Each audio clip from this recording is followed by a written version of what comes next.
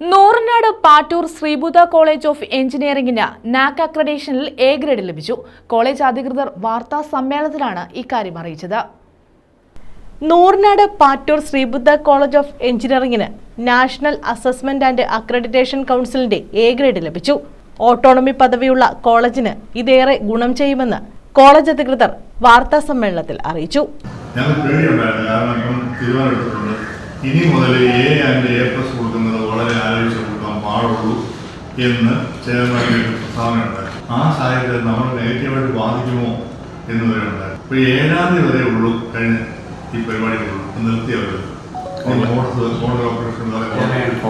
ഓൺലൈനാക്കി.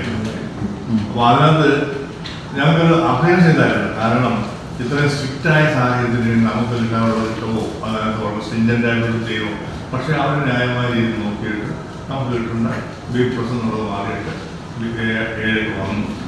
ഞങ്ങൾ പ്രതീക്ഷിച്ചത് A+ ഇരിക്കുകയായിരുന്നു ഞങ്ങൾ. പക്ഷേ ഞങ്ങൾ വേറൊരു ഹാപ്പി അല്ലേ ഹാപ്പി ഇന്നത്തെ സാഹചര്യത്തിൽ. Chairman professor K. Sasikumar, secretary professor V. Prasad, A. Sunilkumar, B. Udayan, principal doctor K. Krishnakumar, vice principal doctor Saji Varghese തുടങ്ങിയവർ വാർത്താ സമ്മേളനത്തിൽ പങ്കെടുത്തു.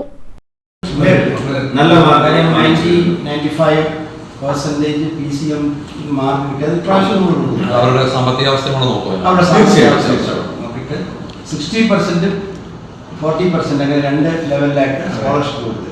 ആ കുട്ടികളെല്ലാം ഭേദപ്പെട്ട പെർഫോമൻസ് മാത്രമല്ല, വലിയൊരു ഹൈലൈറ്റ് ഇപ്പോഴത്തെ ഒരു കാലാവസ്ഥ അനുസരിച്ച് ഒരു യൂണിവേഴ്സിറ്റി എക്സാം ഫിക്സ് ചെയ്ത് കഴിഞ്ഞാൽ അതിനകത്ത് ഒരുപാട് പേര് ആവശ്യമില്ല.